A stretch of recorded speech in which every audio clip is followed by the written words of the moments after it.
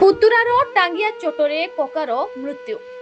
ଅନୁଗୁଳ ଜିଲ୍ଲା ଆଠମଲ୍ଲିକ ବ୍ଲକ ମଇମୁରା ପଞ୍ଚାୟତ ଅନ୍ତର୍ଗତ କଳଚିକିଟା ଗ୍ରାମର ଧୀରନ କୁମାର ନାୟକ ବୟସ 35 ବର୍ଷ ପିତା ବୈଷ୍ଣବ ନାୟକ ଗତକାଲି ରାତି ପ୍ରାୟ 3 ଘଣ୍ଟା ସମୟରେ ଏକ ଟାଙ୍ଗିଆ ଧରି ସାନ କକା ଘରକୁ ଆସି କକା କାଶୀନାଥ ନାୟକ ବୟସ 60 ବର୍ଷ ପିତା କାଳନ୍ଦୀ ନାୟକ ଶୋଇଥିବା ସମୟରେ ବାମ କାନ ମୂଳରେ ଏକ ଶକ୍ତ ପ୍ରହାର ଲାଗ ଲାଗ ଟାଙ୍ଗିଆରେ ଫସା ମାରିଥିଲେ। ଯାହାଫଳରେ ଘଟଣାସ୍ଥଳରେ କକା କାଶୀନାଥ ନାୟକ ଛଟପଟ ହୋଇ ଏକାଥରକେ ପ୍ରାଣବାୟୁ ଚାଲି ଯାଇଥିଲା। ସ୍ୱାମୀଙ୍କର ଏ ଘଟଣା ଦେଖି କାନ୍ଦ ବୋବାଳି କରିଥିଲେ। ଯାହାଫଳରେ କାନ୍ଦ ଶୁଣି ପଡ଼ିଶା ଲୋକ ଘର ଓ ଗ୍ରାମର ଲୋକମାନେ ଆସି ଘଟଣାସ୍ଥଳରେ ପହଞ୍ଚି ଶୋକକୂଳ ପରିବେଶକୁ ଦେଖିଥିଲେ।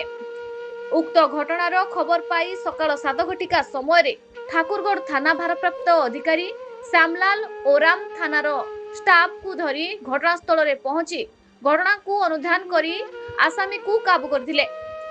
ଅନୁଗୁଳକୁ ସାଇଣ୍ଟିଫିକ ଦଳ ପହଞ୍ଚି ମୃତ କାଶୀନାଥଙ୍କ ରକ୍ତ ଛିଟା ସହ ବିଭିନ୍ନ ନମୁନା ସଂଗ୍ରହ କରିଥିଲେ।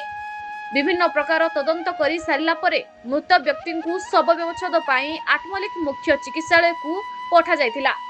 ଯେଉଁ କାରଣରୁ ପୁତୁରା କକାକୁ ମାରିଛି ବର୍ତ୍ତମାନ ସୁଦ୍ଧା ମାରିବାର କାରଣ ସନ୍ଦେହ ଘେରରେ ରହିଛି।